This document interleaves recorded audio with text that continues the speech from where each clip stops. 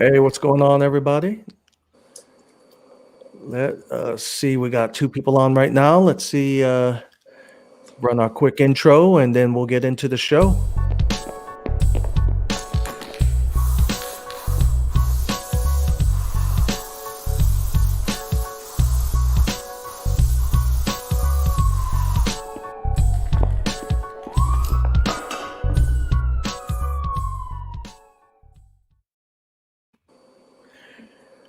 Hey, everybody. Hope you guys are having an awesome night. We have some special guest hosts tonight. We've got, well, we've got Tony Trombetta from EGS, and we've got Austin, the comic teen, our local hero here. So we got some fire for tonight. Oh, yeah. So we hope everyone's been doing good this weekend, staying safe. You guys, please like and subscribe. Let people know about us. Let people know about the channel. We're going to give a quick shout out to our sponsors and go right into the show. Our sponsors, the Awakening Espresso, located next to us here in Wasilla, Alaska. EGS Comics Grading Services, our preferred grading service here at Alaska's comic book shop. And our awesome Patreon, who support us with their generosity through multiple tiers. They are able to keep our content flowing. And if you want to represent the shop with our latest swag, visit our swag shop located on our website. And don't forget to follow us on Instagram, because we're hysterical. Is that true, Austin? Do you think we're hysterical?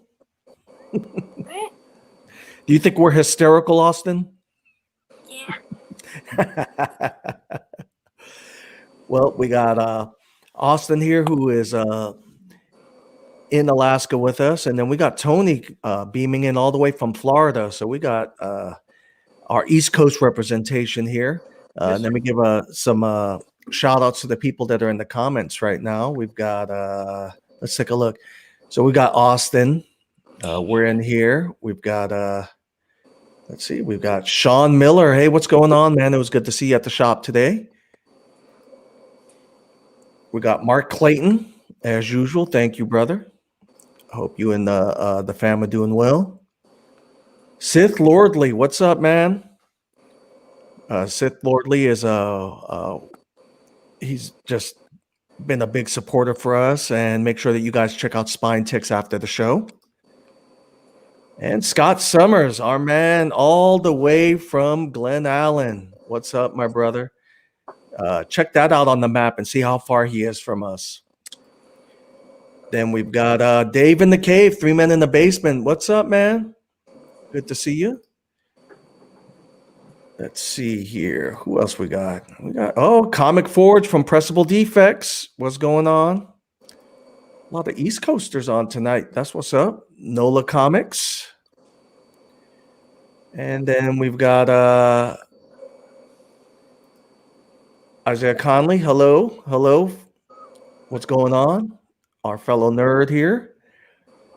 Mason, what's going on?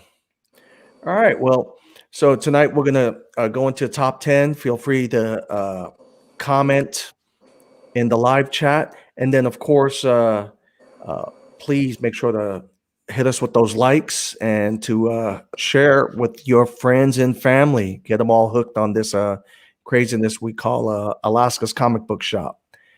So we'll start with the top 10, and then I have more books. So for the guys that tuned in last night, Amy just dropped off more books at the shop, so we'll go over those as well. But all right, let's go into the screen share here real quick.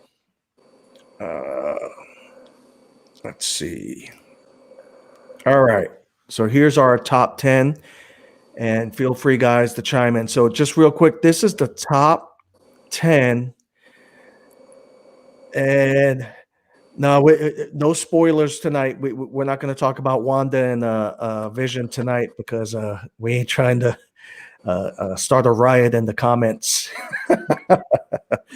But all right, let's get it started here with the top 10. And this is the top 10 books that sold this week at the shop. And once again, we do this because we wanted to let you guys get as close of an experience to being in Alaska's comic book shop as possible without physically being here, and to see what it is that sells among Alaskans by number of sales here at the shop.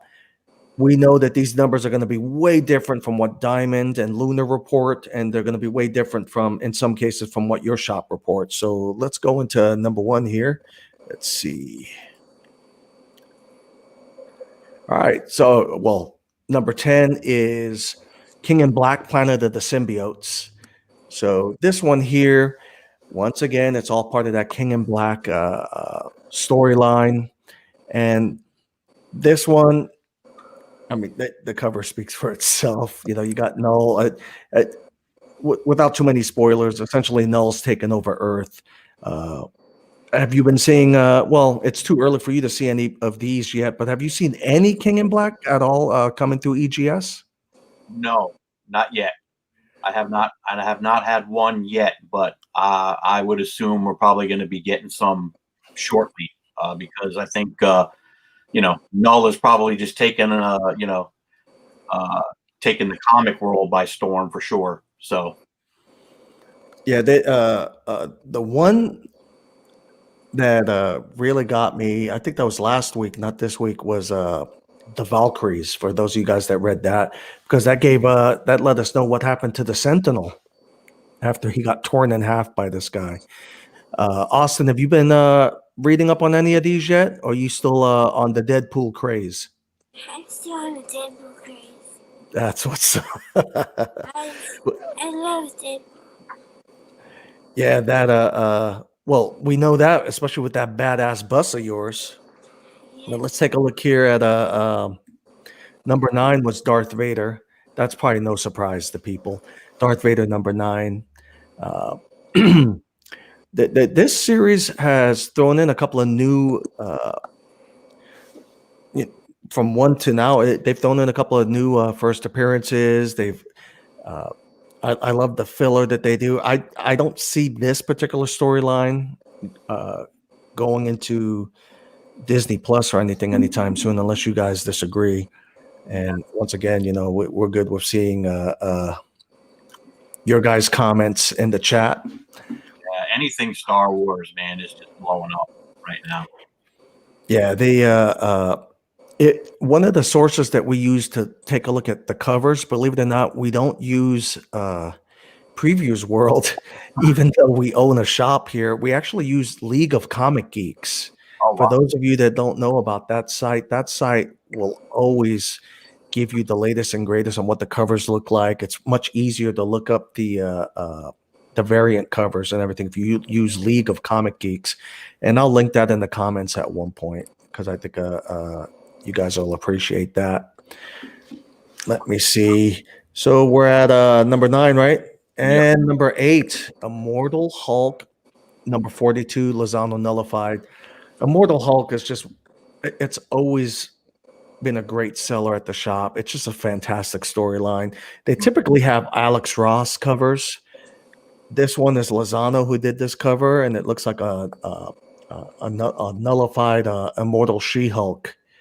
And I can't say enough about this book, man. I'm trying to get Austin to start reading this one. This one, Austin, I promise, you start reading this, you're going to love it, man. I'm just going to have to throw a couple at you next time your mom comes by. Although you might be able to swing by in person here near the end of next month, because we're getting ready to sign the lease on our downstairs shop next month. You are? Yes, sir. Yes. Yes, sir. So we're getting ready to sign that. So, but the landlord said that he won't let us in unless you start reading Immortal Hulk. Oh boy. No, that's not true, but I'm not going to do that to you. But Immortal Hulk is awesome, though. You won't miss out on that. Yeah, that's a thick cover. Oh, yeah. Number 7, Future State Robin Eternal. This is really good. There's a focus on Tim Drake in this one. essentially the whole Future State Batman series right now, everyone is speculating as to who the magistrate is right now. So, or the leader of the magistrate. And for those of you that don't know what the magistrate is, the magistrate in the Future State storyline is the group in Gotham that is basically hunting down all of the masked superheroes because they've basically, superheroes and villains, because they basically have linked them to all of the bad stuff that happens in Gotham. So that one, really cool storyline so far. It's been really popular in the shop. Once again, it was the number 7 seller in the shop. Number 6, Justice League. So this one here, you're seeing all of the new versions of the Justice League members here. You've got so that is Jonathan John or damn it. That's Superman's son there, who is now the new Superman. You got Yara, who's the new Wonder Woman, and then that right there, I cannot remember her name, but she is the daughter of Mirror and Aquaman. And then you've got the new Green Lantern and the next Batman. The Flash gets revealed in the new Flash book that's out right now. Everyone's excited. The people that are reading this book love this book right now. They feel that it is definitely a good book to pick up right now and to add to your collection. I would not call this a spec book. I would just call this a good read to understand what's going on, hopefully in the future of the DC universe, because things have been stale. Austin, have you ever even read a DC book? No. Yeah, and they're trying to fix that. They're trying to get you to read this stuff. I read Marvel. Yeah, and now we gotta figure out a way of getting you to read this. Is this a limited series, Lou? Yeah, these are all limited series. Okay. And this is I would say that this is DC's last hope at staying in business right now. Wow. The publishing side. They have to get these books to be successful. So far, as you can tell in the last 2 top 10s, so far so good on the sales. I suspect that some of these are going to drop off because a lot of it was just the excitement of owning a number 1. But the stories are actually really good. Like the Wonder Woman storyline right now, that's a 2-issue limited series, I believe. Some of these are 3-issue limited series. Some of them, the books that are like $9.99, they all have like 2 or 3 stories in the book. So you're not just reading. It would be the equivalent of having 3 comic books. I used to like that. I don't know if you guys remember the old comic books where you used to have multiple stories in one book. Mm-hmm. Yes. So let me see here. Yeah, it'll be interesting to see how this does. All of this future state stuff, and what are they going to do after it? That's another thing. I mean, when this is done, it kind of looks to me like it's kind of almost like the the King in Black, how it's going across all the titles.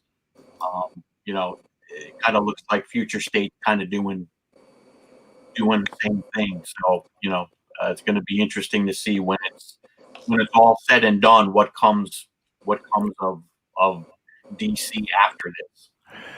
Yeah, what's interesting? Let me go back real quick so that people know what we're talking about. With the Justice League, there was a part in this book that was that I think that stole the show was the Justice League Dark, because they did a whole thing just with what's his name, the Demon Etrigan, and Merlin's evil and they're going after him. It's a really good storyline. Yeah. It's that really dark DC. Hey Mason, you have a good night.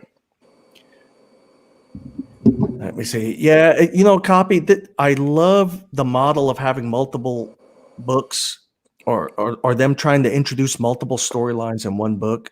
Because I wish that X-Men would do that. I know a lot of people in the comments are going to disagree with me. That's cool. Let me hear your thoughts though in the comments. Type them in there. I wish X-Men's like half a dozen titles right now at a minimum. It would be nice to just have it say X-Men, and then as you go through the book, just like you just did with Justice League and the Green Lantern book, and also the what was the other one? I think it was Next Batman? It had multiple stories in there. I would be okay with, you read the first half of the book, and then, now we're going to have a section on Marauders, and now we're going to have a section on Excalibur, and then the next issue may profile the other 3 books. Because people are now having to make a choice. That's why you're seeing the sales of these titles diminish at the shop. Our X-Men sales have dropped at the shop for several titles because people have to make a choice on which one they're going to put their money on. Because there's just so many books coming out every week. Sometimes that's the downside when you oversaturate a title. Right. I think Future State's doing it right by combining. Mm-hmm. The Harley Quinn had featured the Suicide Squad in there, so they didn't have to launch a Suicide Squad book. It was just featured in there, so that kind of stuff. This Kara Zor-El Superwoman, essentially, she, without too many spoilers, again, she's essentially left Earth because they've painted her as a pretty hot-headed character, and she's now living on the moon with a bunch of other refugees on the moon, and the story takes off from there. Here. And then let's see where we're at here. And that was number 5. So that was our fifth bestseller at the shop. Number 4. So we're talking about X-Men. Marauders has been doing really well at the shop. And it sells better than X-Men. It sells better. It's outperforming Excalibur. It's outperforming X-Force. And this particular one, I think, was really popular because this is this right here's the rematch between Storm and Callisto. We've that when back, was that in the 90s or the late 80s? Storm loses her power and then she has to fight Callisto, who is the leader of this group of mutants that lived in the underground, and they fought. That's when she got her mohawk. Yep. That's the first issue where she got her mohawk, and they're having a knife fight. Yeah, I think that was like late 80s. Late 80s, I think. Yeah. Yeah, this is definitely a nod to that. They've done a couple of successful rematches lately in Marvel. So you had, what was it, just recently? Well, no, that was last year, but it was Thing versus the Hulk. Yes. Then this year it was Juggernaut versus the Hulk, so that we could tell who was the more powerful at the time. And yeah, I these rematches, they're doing them right, at least. At least, yes. What do you think about this cover, Austin? It's good. I like it. Yeah, I think she looks better without the mohawk. What do you think? Yeah, definitely. Oh yeah. Yeah. Definitely. I was never a fan of the mohawk. Yeah, they were trying to change things up. It just didn't work out. Yeah. This is the wrong image for this book. But it's the King in Black Venom versus Carnage. I forgot to change out the cover on this one. As a matter of fact, I think I forgot to change out the cover on a couple of them. So let me what I can do real quick. Let's see here. What I'll do, this will be a good demo for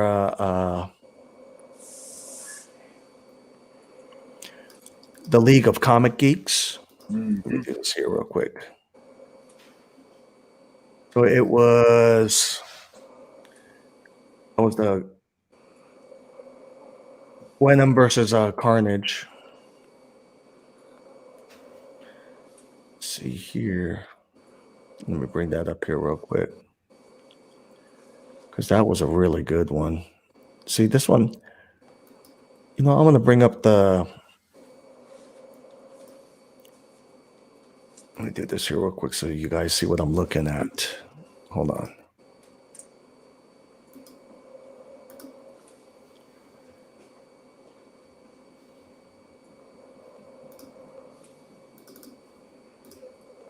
All right. Let me do this.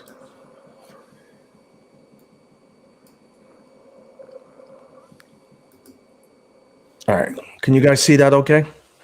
Yep. All right. So this is League of Comic Geeks. For those of you that haven't been using this yet, let's look here. Yeah, it wasn't long. It wasn't on the shelf long over here either, Isaiah. It went out pretty quick here. But so let's say, like, I love this feature on League of Comic Geeks. So you're looking up the book, right? And you want to know all the different covers for the book. You just scroll down, you'll see all the other covers right here. And then you can literally just scroll over each one Wow. and it'll tell you. And I mean, these guys put in work at Yeah. that place, because for them to keep this updated as often as they do. So this is the cover. This was our number 4 book here. So this was that Gwendoline versus Carnage. That's an awesome cover. Oh, that is awesome. Yeah, they did a good job with the artwork. I don't know if the story was that good, but the book itself was awesome. Yeah. Let's see. Then we had let me do something here so I can bring my notes here, because we gotta adapt and overcome, right? Let's see here. All right, so the next one, so number 2 should be no surprise. Future State, and that was the Dark Detective. And I think this one did really well just because of the fact that it was that's Bruce Wayne being addressed in it. So let's see here. So you see how I did the search there for this book. There's the cover for that one. Once again, if instead of guessing how many variants there was for this particular book, you go to League of Comic Book Geeks and there's all your covers right there. Jesus, there's already a second printing. Wow. And this is usually the first time I find out about this kind of stuff. So, and then I'll get a message from someone saying, "Hey, man, order that second printing." So you get the description there. Because they think Bruce Wayne was dead at this point. And for people that don't understand Future State is done in multiple timelines. So if you jump into one book and try to connect it to the other, you're going to have a difficult time, because one book may be written 300 years in the future, while one book is kind of maybe only a couple of months after Death Metal. So, but let's see. This book's already in second print. Wow. All right, it looks pretty cool. Yeah, What do you think, Austin? Yeah, it's who's that on the cover? That's Bruce Wayne's Batman and his with the short sleeve more I like it. yeah. Is that a Jimenez cover? Jimenez? Let's see. It might be. It kind of looks like his. Yeah, I think so. Yeah, it is, because remember, he did all the ratio variants. Yeah. And that's interesting, because that's not a ratio, but normally this would be a ratio variant. Exactly. So, and then everyone's doing these Wonder Woman 84s. So this one, I don't even know if we have any left at the shop. This one sold pretty quickly. This one actually is a nice one. Did you see the new Wonder Woman movie yet, Austin?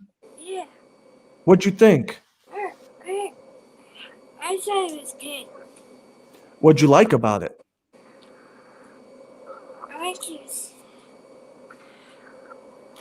You just like looking at Gal Gadot, didn't you? Yeah. Can't blame him there. That's But my man. that's That's nice my book. homie right there. That's a nice book, though. Yeah, it is. This one's a good cover. This is Art Germ. This one, I mean, it damn near looks like a photo, don't it? It does. Yeah. Yeah, it really does. Yeah, Art Germ's badass. Yeah. Let's see here. How did Wonder Woman be received in Alaska, Lou? I mean, what was your feedback on it on the movie? It was probably the same as the lower 48, believe it or not. It's just that 50-50. Yep. Loved it or hated it, or they were kind of like on the fence. A lot of people were like, they liked it because it just gave them something to watch that was new. Yeah. I think where people are having a hard time is the fact that you have to pay for multiple streaming services to catch all these different shows right now. I know a lot of people would, their dream is that there'd be, you just pay one fee and you can get all the streaming services included. Yeah. But yeah, because now people are having to choose. All right, do I keep Disney Plus and HBO Max and I cut Netflix, or you know what I mean? Yeah. So, but it seems like right now, unless I am getting things wrong, it looks like for your superhero stuff, there's really only the two. There's Disney Plus for the MCU stuff, and then there's HBO Max for all the DC stuff. I'm not really sure if there's anything else at this point. So, well, I mean, Netflix is up, but it's not. Anyway. Yeah. Yeah, cable for stream. So, Mark, explain that. So, you can get all of the channels included if you did like satellite, like on a satellite contract. Because I don't know if you could do that or not. Because I know I would love to see what the price difference is. Now, here's something interesting that we learned about. So in Future State, do you guys see here where it has Grifter right here? Can you guys see this okay? If not, I can try to zoom in real quick. This is something we learned just recently. So Grifter, do you guys know who that character is? Grifter is the character from Wildcats that was owned by Jim Lee, and it was an Image comic book. So the question is to the people that don't know this, the question is, how the hell did DC get Grifter away from Image Comics to DC? Did they buy it? And the answer is actually no. What happened was at Image, remember when all the artists left Marvel to go and form Image, one of the founding rules at Image was that the writers, creators owned all of their characters, every last one of them.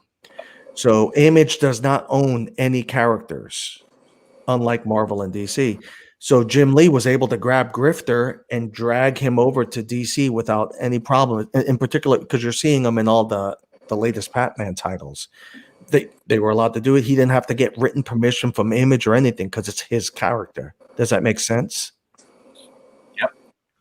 Yeah. So I think that was a good move by Image. Oh. They set all that up. I really, I thought that was really really a good thing. Oh yeah, that was they definitely were the trendsetters and protecting creators. Let me see here. Teen Titans.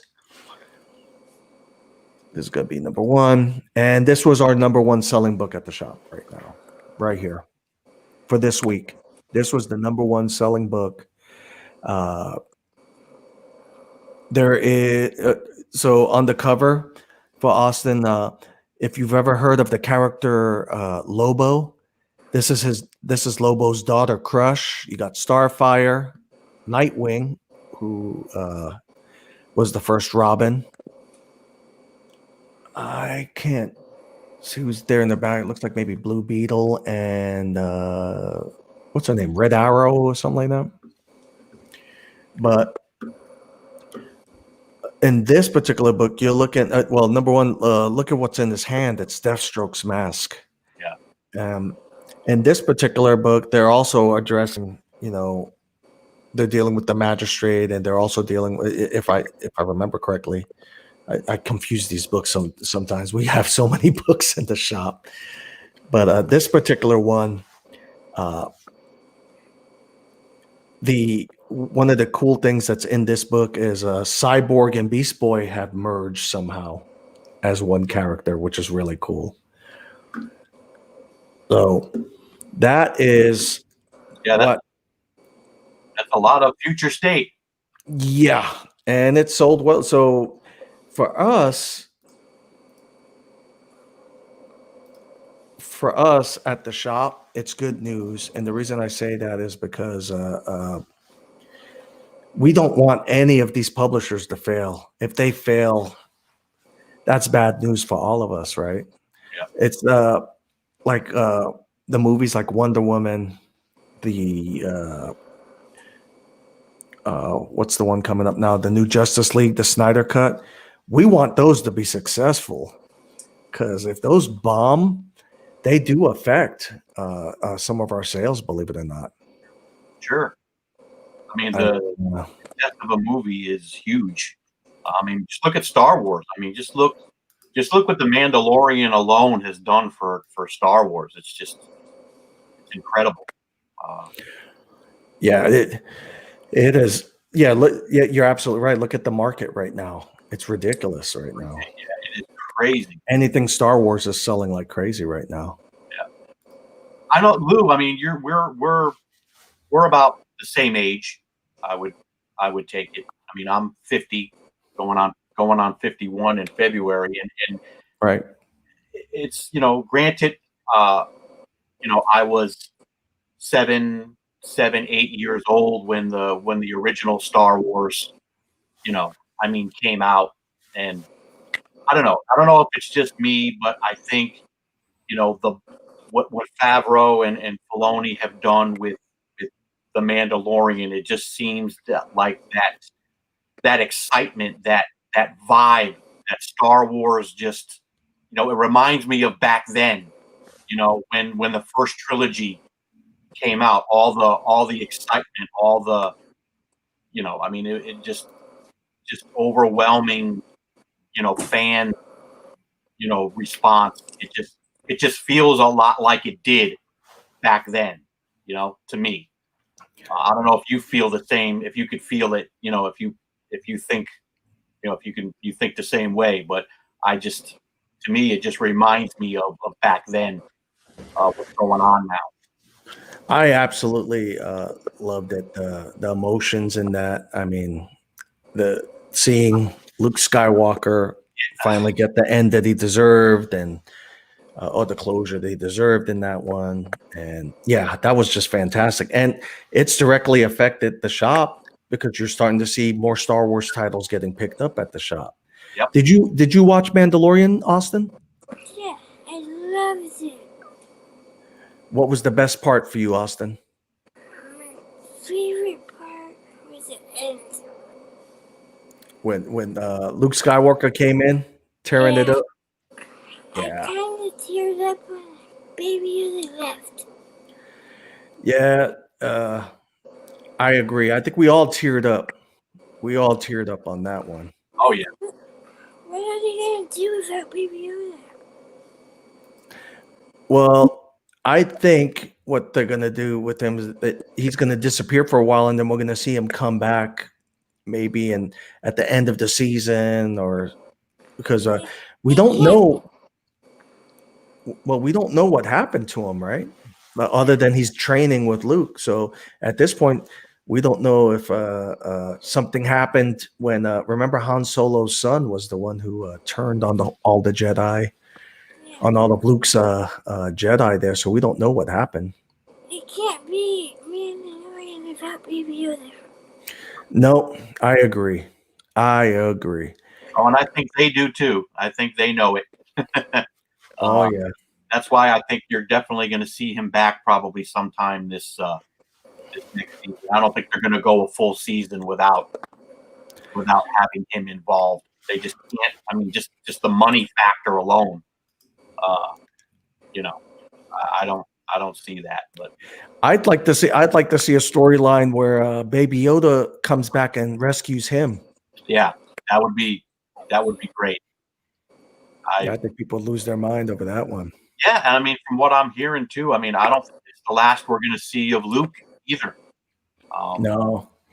You know, I think there's going to be more, you know, a little more. They're going to get a little more involved of maybe what happened after, you know, leading up to the whole Kylo and stuff. You know, I think we might get a little more backstory into that down the line. But I don't know. It's going to be interesting because technically, I guess, is Grogu like Luke's first Padawan? Is he? You know, I mean, that is going to be interesting. Yeah. Is he going to stay with Luke? I mean, is he going to, you know, who knows? It's going to be interesting. But yeah, oh man, I would like to see what happens with that.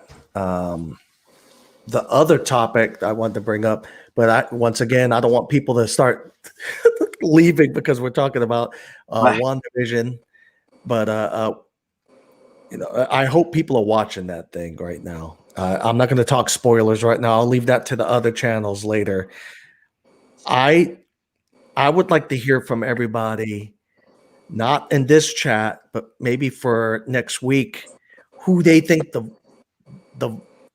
that background voice is that's talking to Wanda. And that's not the spoilers per se, unless people start throwing in names on that one. But I have a strong idea of who that voice is. And I think if it's who I think it is, it's going to blow people's minds.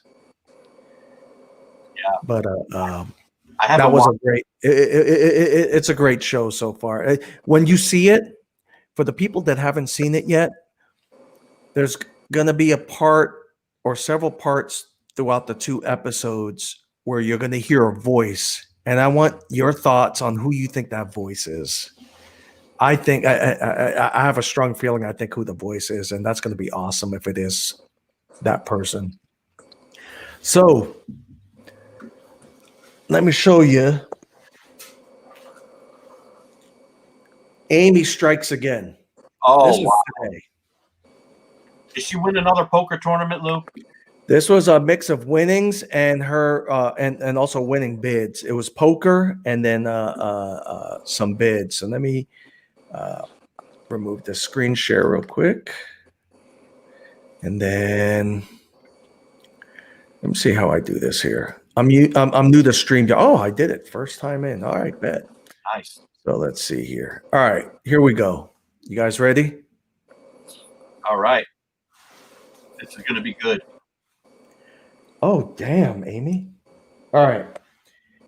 This is a really cool Venom.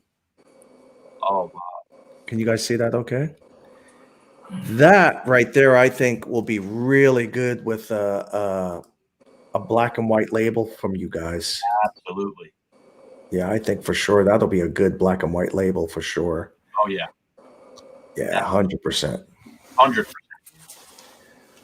Oh, and this is his buddy. So this is a Venom 150. Here's the color version of it. Very Can nice. you guys see that okay? Oh, yeah. Look at that. Man, Amy. All right, let's see what else we got here.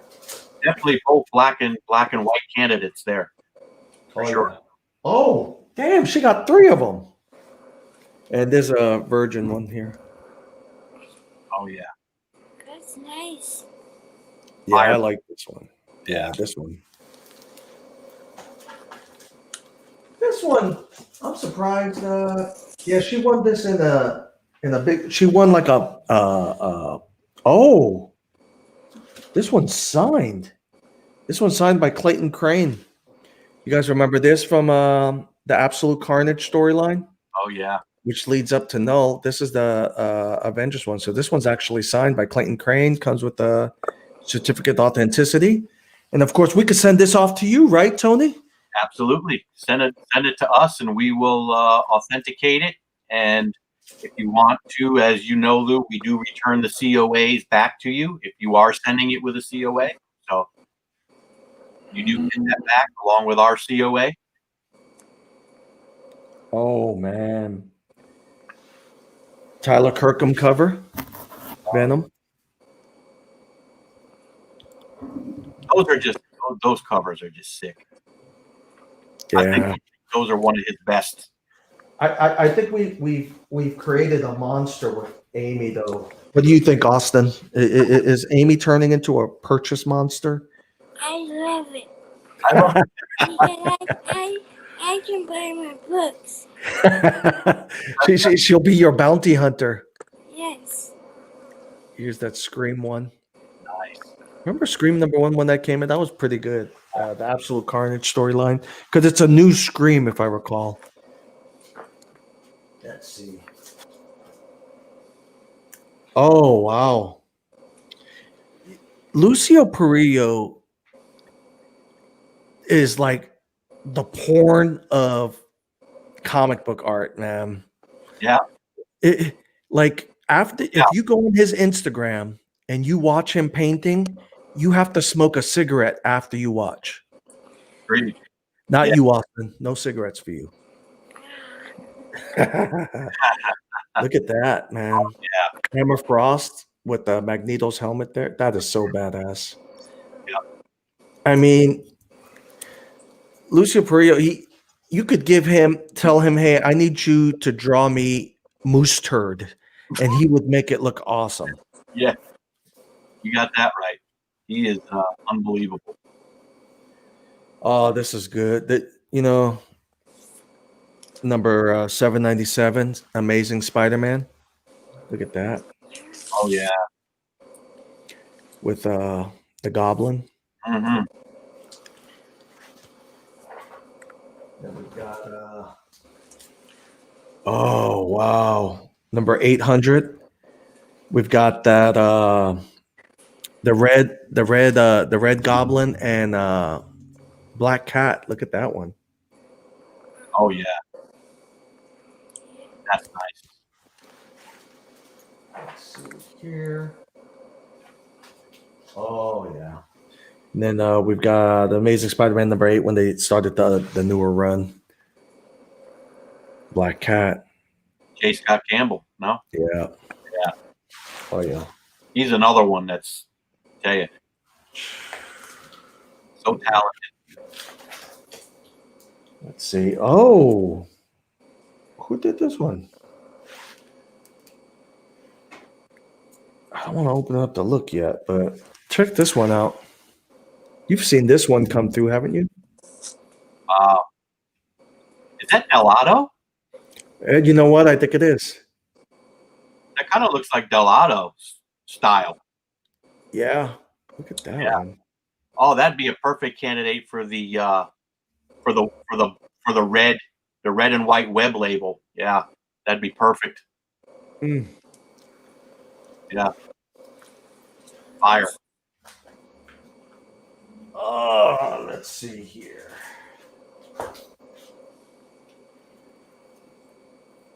Oh, John Romita. Amazing Spider-Man. Oh yeah. Classic. Oh yeah. That's number 800. And all these books will be available at the shop here this week. Let me see. Okay. The Comics Exposure Fried Pie variant. Iron Fist, number 1. Oh yeah. The green screen doing its thing, but look at that. Beautiful. I tell you, these covers are just more. They're just getting more and more. I tell you, these artists are just knocking them out of the park. Here's that Amazing Spider-Man. Yeah. Are you would you prefer the black costume, Lou, or the traditional?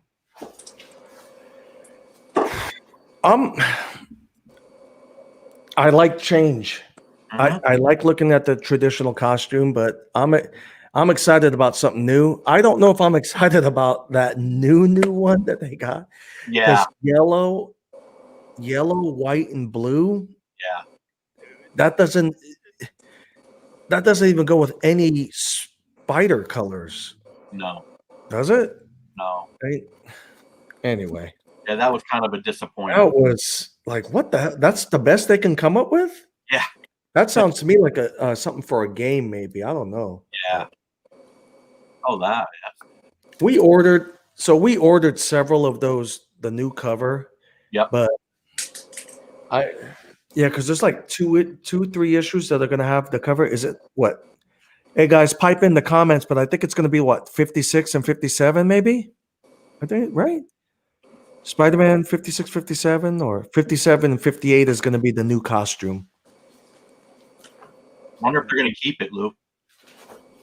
Hell no. There's no way, man. There's no way. They'd be crazy, man. What's gonna happen is it's gonna spike the sales, and then 58 and 59, if that costume's still around, the sales are gonna plummet, and Yeah. then they're gonna go back to the other. That's my prediction. Yeah. I could be completely off, but I think that dude, that costume's trash. But if you're a speculator, you're gonna want Of the, course. the stupid book. You're gonna want both issues, and then you're gonna want to call it a day. Yeah. So here's oh, this is really cool. It's nice to see not Black Canary. What a Mockingbird. Remember Mockingbird? Mm. That was Marvel's knockoff of whoops. Mockingbird is Marvel's version of Black Canary. Yep. And I mean, Marvel didn't even try to hide that. Like, No. she was dating Hawkeye, who is Marvel's Green Arrow. Yep. So Yeah. They didn't. They had no shame there. no. All right, this one's really good. This is we're almost done here, but check that one out. Oh yeah.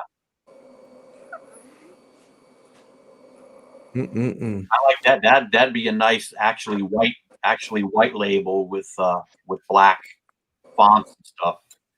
Yeah. Oh God. Okay. So I swear I didn't set this up. Here we are trash talking the new costume. Oh boy. So Amy was able to score a couple of these because they're specking, but they're specking for the wrong reasons. Okay. If you want to give me max dollars for this book, sure. I'm going to feel very guilty though. This is one of the few books I would feel guilty to go high dollar on, but the spec market's going to go crazy with this one because when 56 and 57 come out, this is mistakenly going to be viewed as the first example of that cover. Of that costume.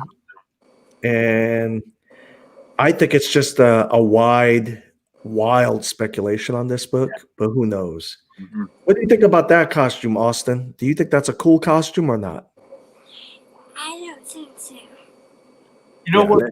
There's your test right there. The new readers. If anything, I would have liked to seen the all that gold. If that was white instead of gold, I think it would look a lot better. Yeah. You know, instead of the gold lines and the gold spider, if they just went, I think it would look a lot better. Yeah, because his headpiece, that's just shining. Yeah, because it's actually I want to say this storyline is this the storyline where he stole the costume from Stark Industries? I forget. Not sure. All right, this one here, this is really cool, and this a nod to when they first met. Remember that? Oh yeah. Very nice. Because he was hoping Reed Richards could cure him, if I recall. Yeah. Oh, here's another one. Okay, here's another version of Spider-Man here. Check this out. This is issue number 658.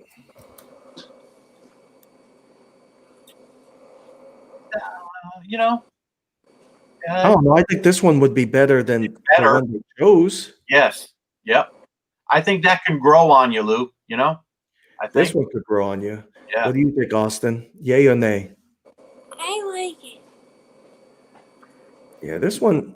I If like you're gonna the go black different, and yeah, black and white. Yeah, Yep. blue, yellow, and white. That was like, who did the colors on those?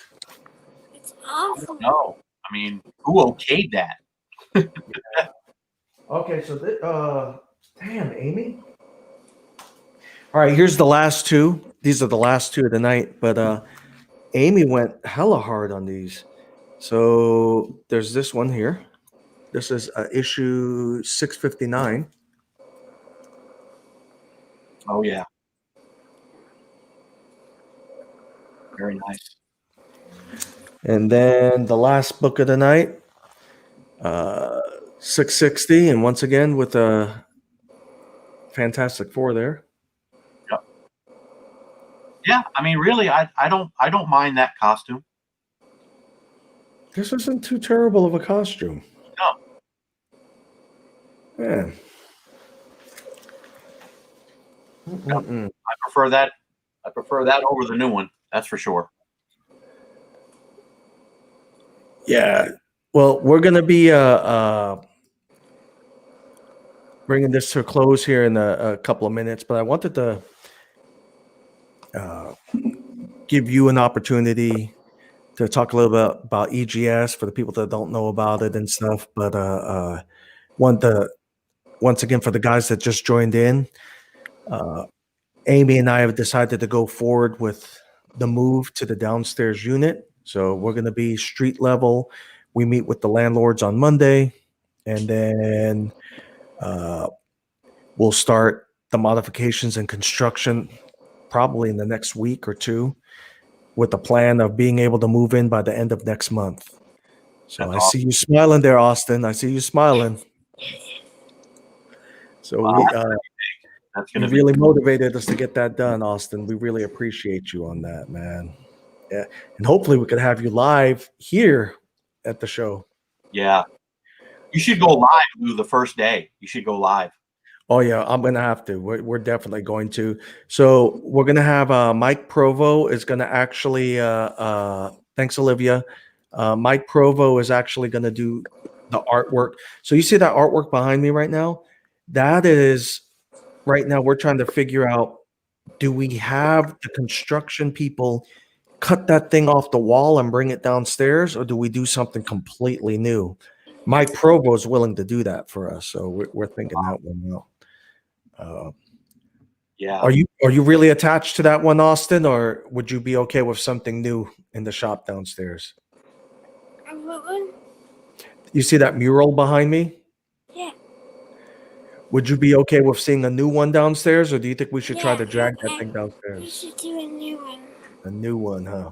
Yeah. Yeah. Yeah. Keep it fresh. Yeah, it should be new. I mean, if that's going to be your more permanent, right? I mean, it's going to be permanent. I think then you should do a new one just for that.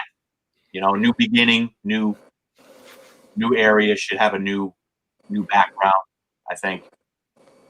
Yeah, we're really excited about that, man. Austin, we know the biggest thing about it, Austin, is that you're going to be able to roll right in there and take control. But remember, the deal is you're gonna have to read Immortal Hulk. Well, there's not many issues to read because I think they're ending. Correct me if I'm wrong, guys, in the chat, but Immortal Hulk should be done at issue 50, I believe. They're cutting it at 50. Yeah, I think they're cutting it at 50. So and then we'll see what they do from there. Title, right? I mean, that's the only Hulk title right now, isn't it? Or no? That's correct. Yeah, that's the only Hulk title. Yeah. It's been fantastic. See, that's when they do it right, though. Yeah. They focused all their energy on that one title, and they've been killing it. I haven't heard of a bad issue. I tell people this story all the time where there was the one book, it was an Alex Ross cover with it was like a bunch of gang members wearing a bunch of protesters, whatever the hell it was. They're wearing Hulk masks, right? Because they were protesting against the Roxanne Company. When you open up the book, the artwork was horrific. It was some of the worst artwork I've seen, but the book was written so well that I forgave the artwork for that issue because the story was so awesome. And that's you rarely see that, but another one that's like that, it's not Marvel, but Department of Truth is like that, where the artwork is really rough, but the story is fantastic. I mean, it definitely ignites your imagination, and with all the stuff that's going on in there. Yeah, But it's all about story. I mean, if you have a really good story, it's gonna, I mean, you can have maybe mediocre art, or right, it's like yeah, people forgive it. it's like movies, if it's a great story, you can get away with, maybe, not the greatest actors in the, in the movie, but, or maybe not the best effects, but I mean, if the story is good, it's all that matters. You're gonna do well. Yeah, bro. I'm hoping we'll be moving in right when Berserker comes out. Now, Austin, that book you have to read. That's the new Keanu Reeves book that's coming out. That comes out next month. Lewis, Yeah, delayed. That book is fire. is Maestro a Hulk book technically? Yes, it is. It is. Yes, sir. Go ahead, I Austin. have to go. All right, buddy.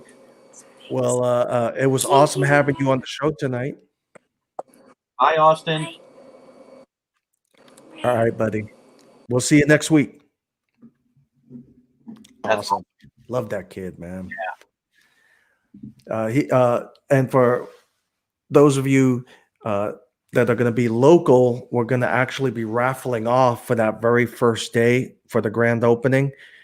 We're going to raffle off. People can actually get a ride with Austin in his Deadpool truck and his Deadpool van.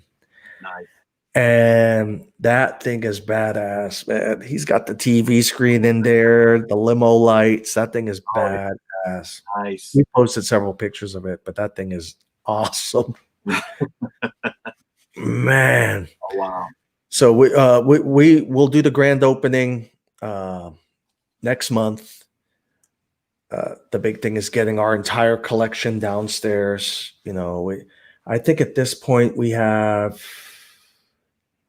without exaggeration, 40,000 books minimum. That's just in our showroom area.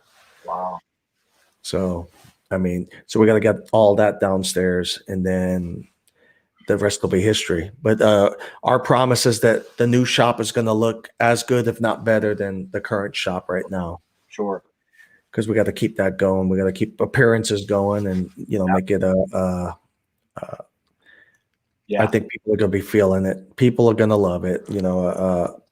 It'll be the same vibe, the same Cheers vibe. You walk in, we all actually greet you, and we don't do the what was it called? The Android Dungeon, where I just from The Simpsons, where I just sit behind the counter and just talk down to you. Yeah. Oh my God. Yeah. No, it's gonna be great. It's gonna be great. Yeah, we will make sure. Make sure that the place is ready for people. What was that? Exciting. It's really. Oh yeah, yeah. We're super excited, bro. We're. Hey, you guys deserve it, man. You really do. You deserve it. So. Well, the customers made it possible. I mean, we're still anyone who wants to help with the GoFundMe. Essentially, it's moving everything downstairs. We're moving forward irregardless, but it'll help, lessen the blow. Yeah. Are you going to shut down, Lou? Like, are you going to have any like closure time in between moving your stuff from one to the other? Or are you just going to stay open and kind of try to run both until the downstairs is totally done? The plan is to run one while the other one's being worked on, and try to do the move, because that was the other thing too. The reason we were raising funds on our GoFundMe is because we want to pay movers to get that stuff downstairs. We have volunteers that are going to be coming in to help us with the books, but the furniture is the big problem. Yeah, that's going to be a big one.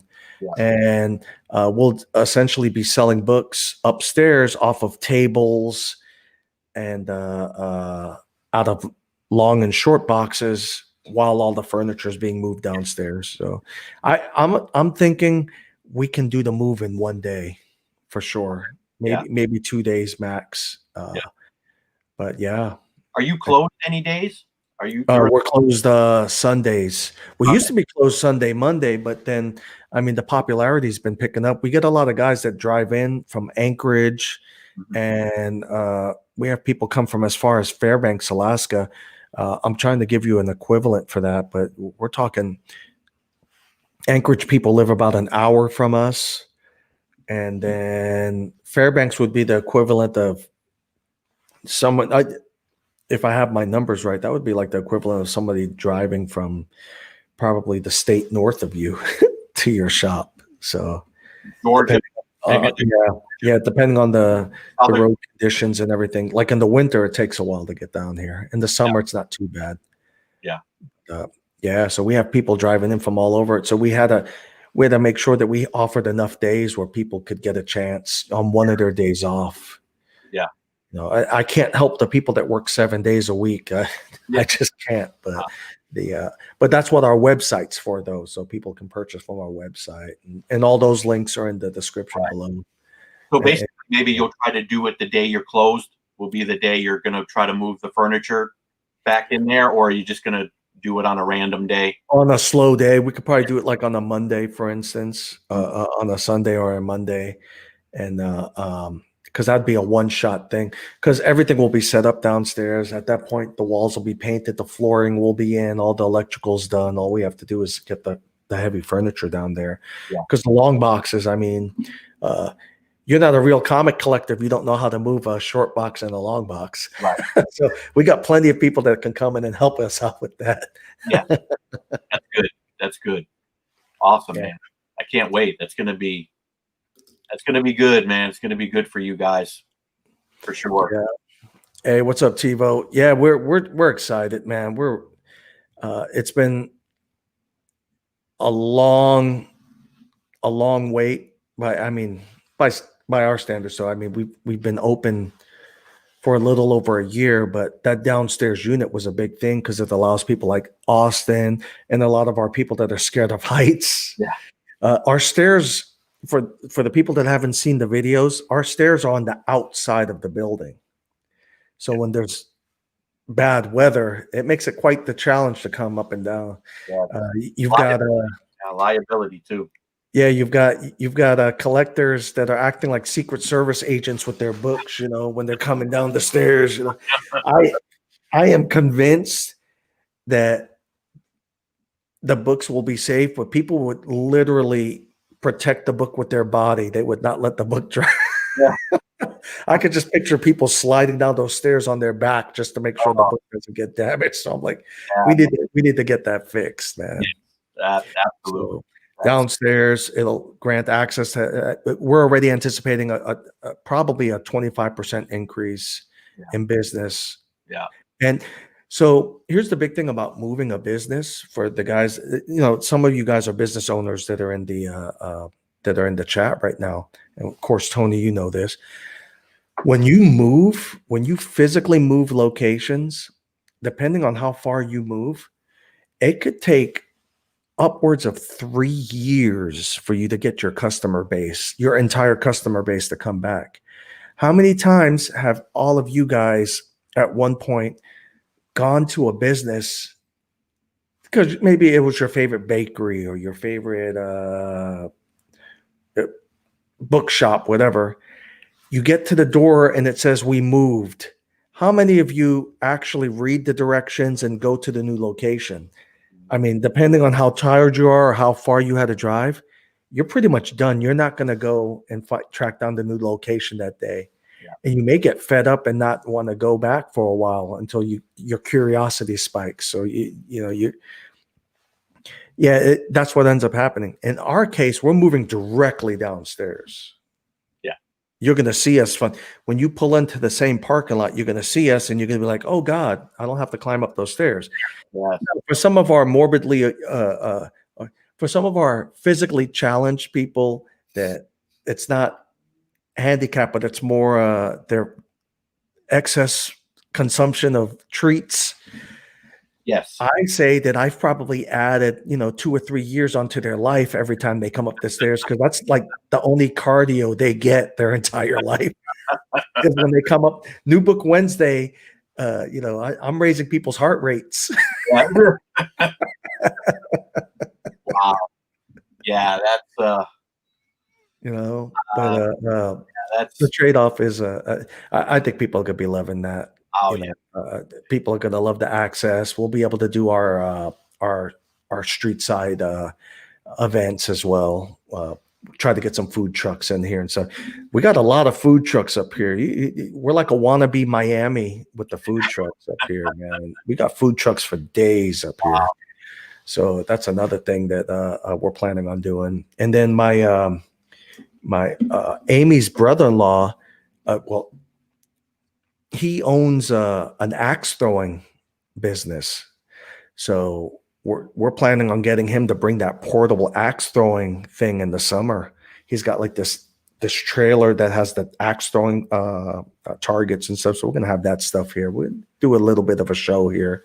Yeah. Try to go live as much as possible from outside as well, just to give people the Alaska experience. Yes. So yeah. Oh man, that's gonna be awesome. So what's going on with EGS right now as we come to a close? What can we expect from you this year for 2021?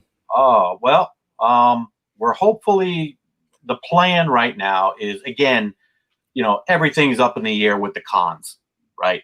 So, Right. I mean, we'd like to think we're going to be able to get to some cons this year, but we don't know. That's going to be to be determined.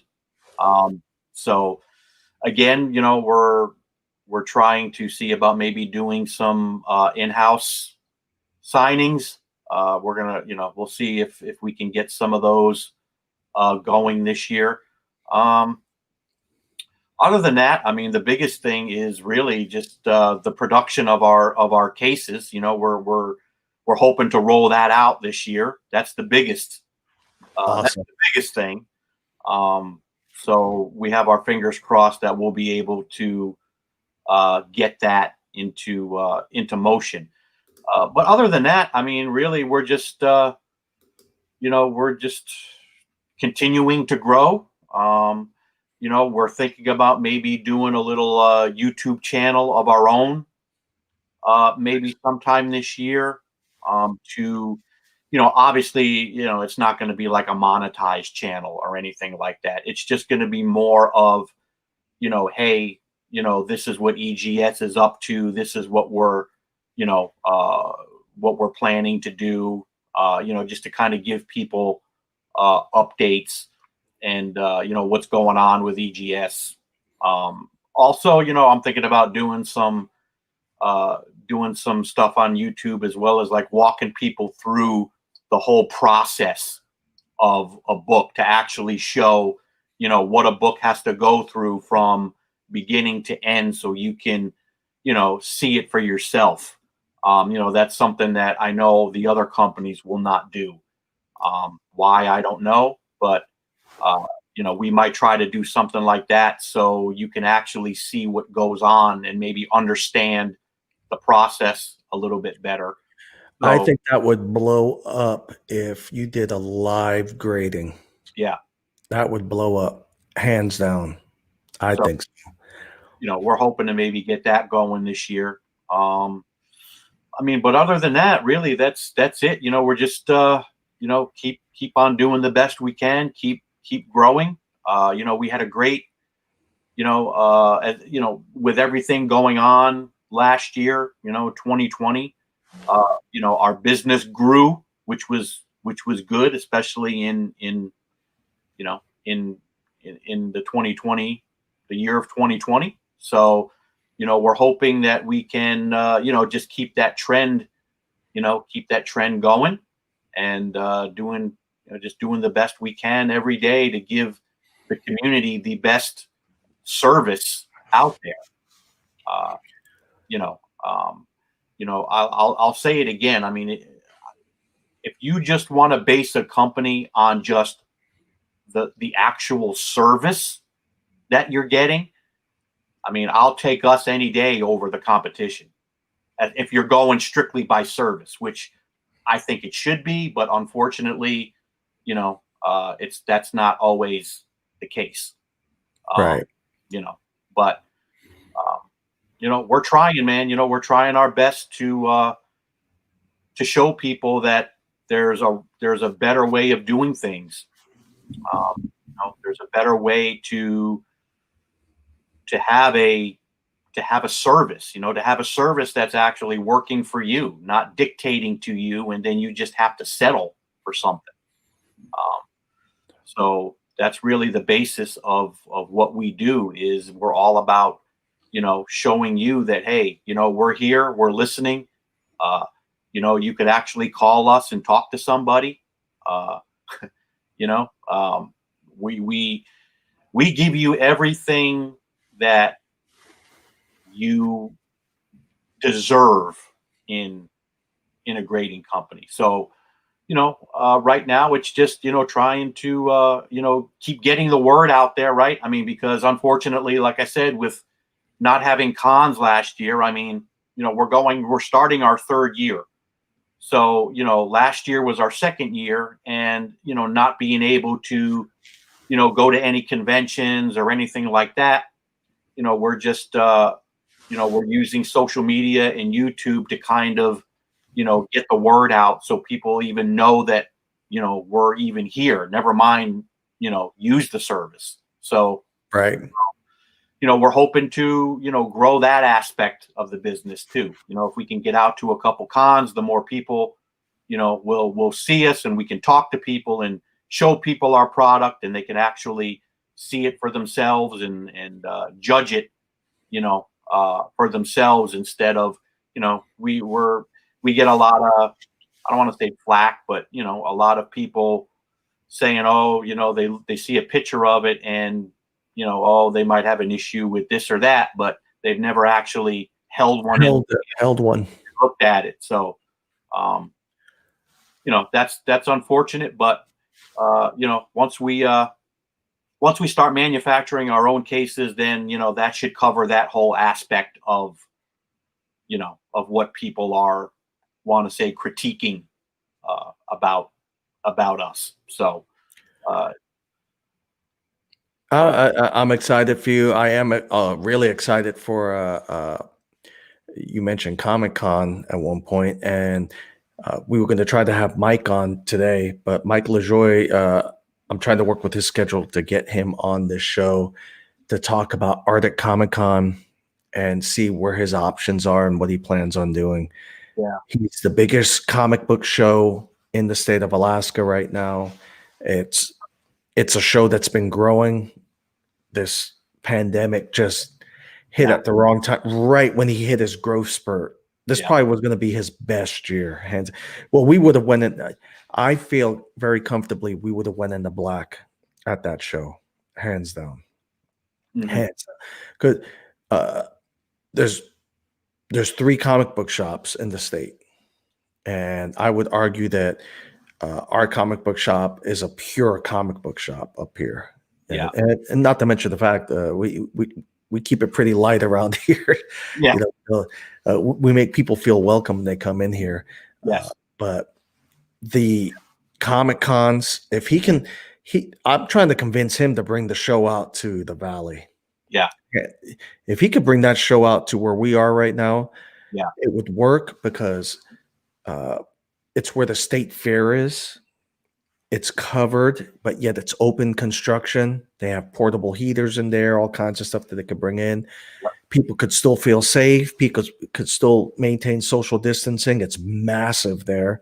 Yep. But people would come from all over the state for a Comic-Con, especially at the state fair. The state fair is already set up to accommodate large events like that. So we're really trying to get him to go that route. Joe, I'm glad you liked your books. Thank you for your continued support and your submission. Thank you very much. We appreciate that a lot. And yeah, Lou, I mean, we're hoping that we can get out there this year. But what are you going to do? We can only wait. We can only wait and see. I mean, that's all we could do. So, but I think it's going to be better this year. Definitely. I think it's definitely going to be a better year. For us anyway. I definitely think it's going to be even better than last year. And last year was good. I mean, from the growth we made from our first year to second year was very, very humbling. And if we can keep that up this year, that'll be really good for us. So we're trying, man, every day, as you know, Lou. I mean, we're here, we're doing the best we can for everybody. And, hopefully, like you've mentioned, the market will start correcting itself, and, people will start to realize that, CGC doesn't really care about you. I mean, really, they don't. I mean, these other companies, they're a corporate machine, and unfortunately they've lost touch with the people and the collectors, because that's who it's all about. And I've said many times that we will never, no matter how big we get, and God willing, we will have a seat at the table one day with these other companies. We're never going to sacrifice transparency and customer service and quality control. And I mean, there's it's a shame that it happens with CGC. There's an easy way to fix that problem, Lou, and that is, instead of buying another Bentley, you could hire a few more people in certain positions and give them a job, and maybe your product will be better.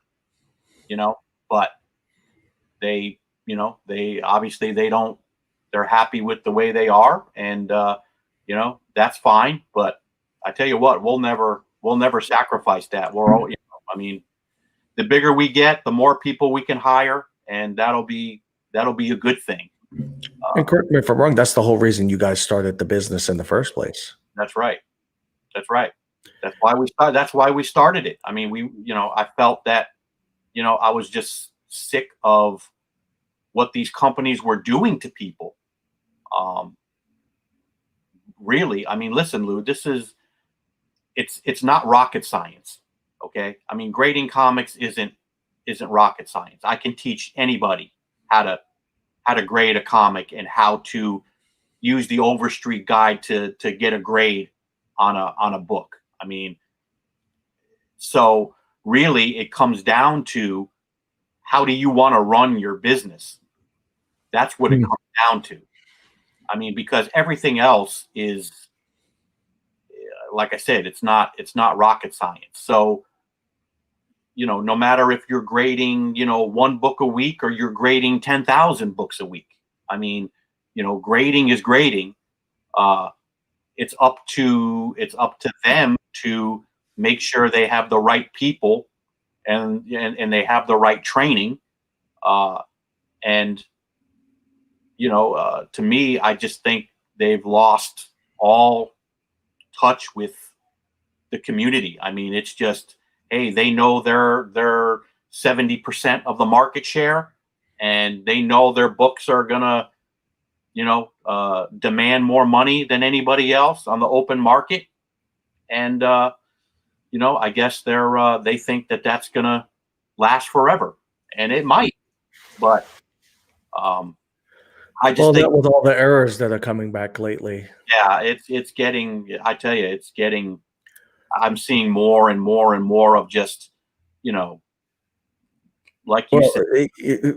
I'm so for the non-graders, the people that are in the market of selling books, we count on you, the grading company, to be our advocate when when we're trying to sell a book and we're claiming that it's a certain condition, you guys are the ones that are verifying that our product is what it is. The moment people start losing trust in you and your guys' verification, that's it.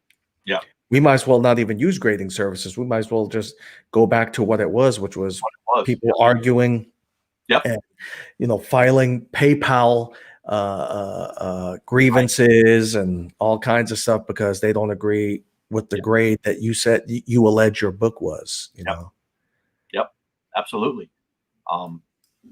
Listen, I was never, it took me a while to, I mean, obviously I'm old school. I mean, and, I was used to the way that it was.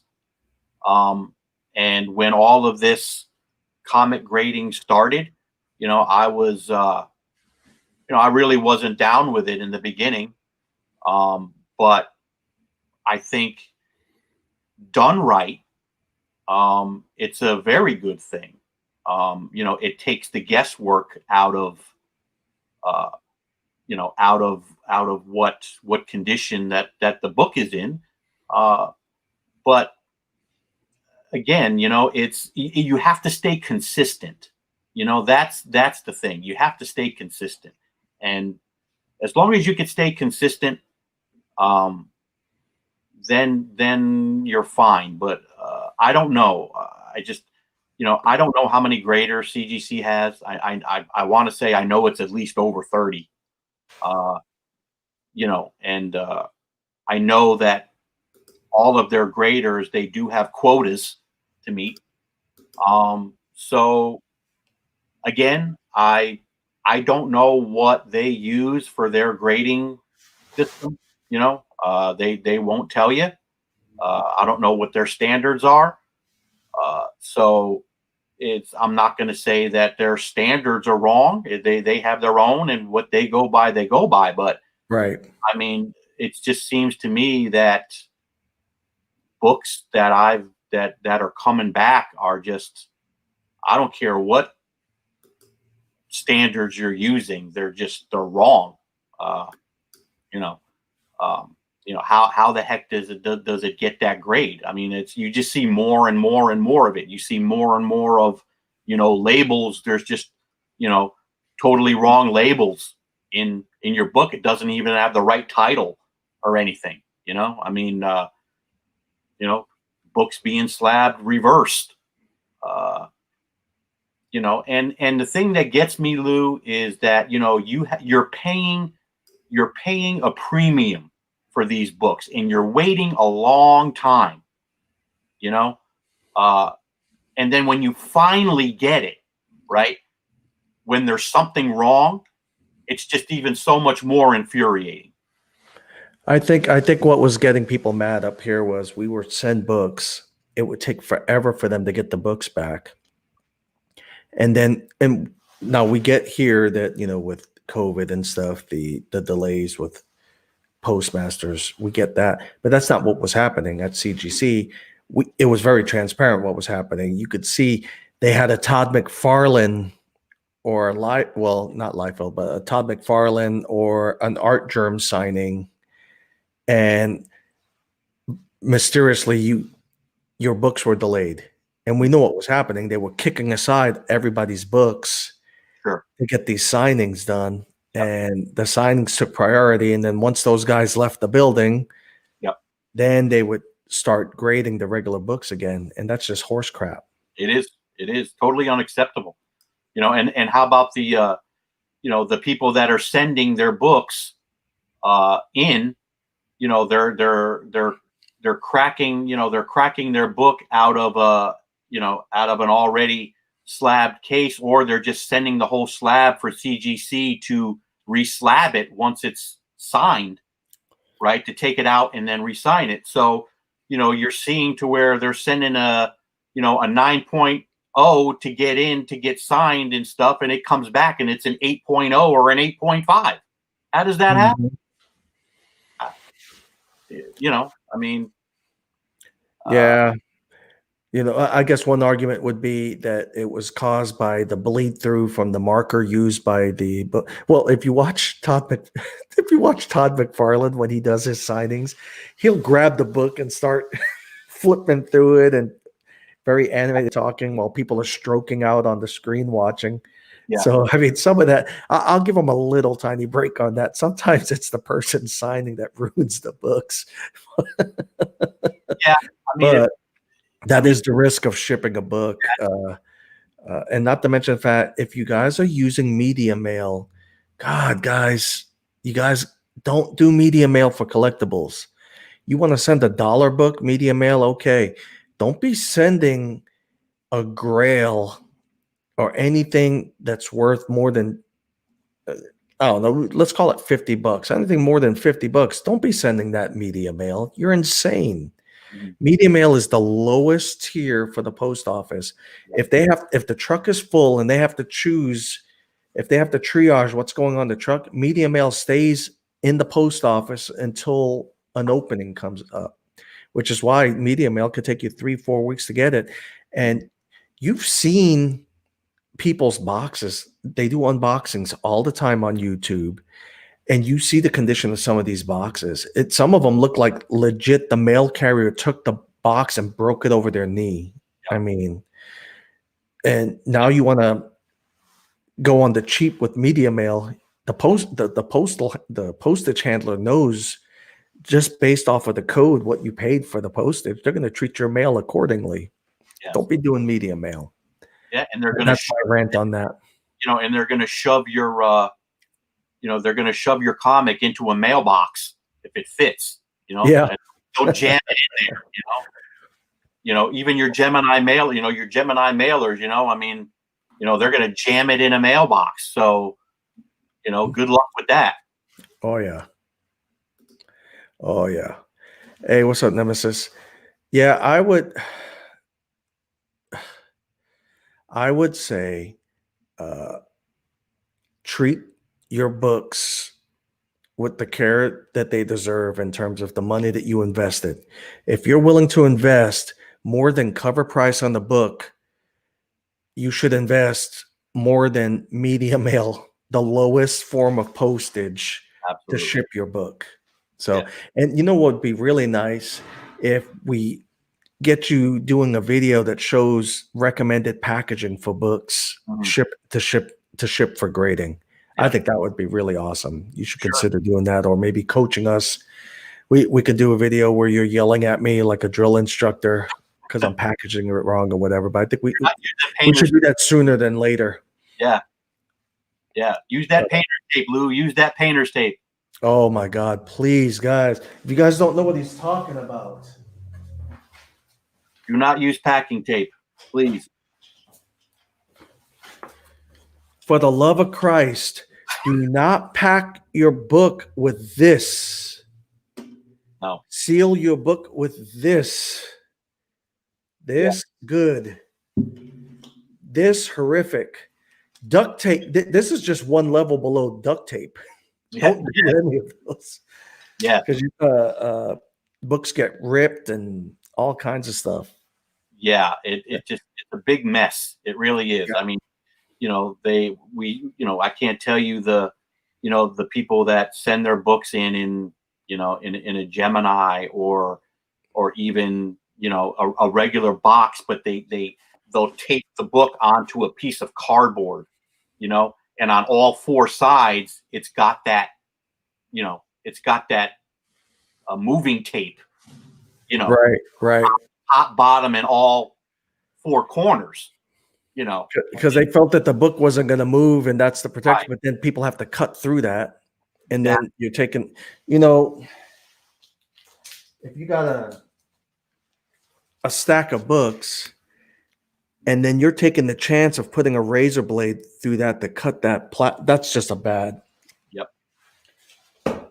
Yeah, that's the only way you're going to stroke out if you end up cutting that cover. That's our only option, is to use a razor blade to cut it, because you can't peel it. That's the thing with that tape. You can't peel it. And if you do try to peel it, now you're bending the books, you're risking damage that way, as well. So, yeah, definitely painter's tape is the way to go. I would recommend that to everyone. Use your packing tape on the outside of your box. That's perfectly fine. But don't not on the books. Don't tape your books with it. No. Well, looks like people are getting ready, if not already, heading over to Spine Ticks. Please make sure that you head and support their channel. We love those guys to death, Sif Lordley and them.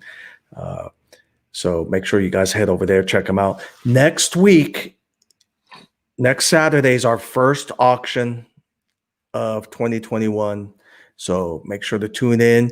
You guys know already, for you guys that are our regulars, you know that we always have fire books and we're burning money at those damn things. So show up, you'll get a sweet deal. You'll probably find the grail you've been looking for at our auction. It'll be a live auction. We're live on YouTube and now Facebook every Saturday at 5:30 p.m. Alaska Standard Time. As long as Tony's available, we will always have Tony on the show to give us input and to make fun of us as appropriate, with his co-star.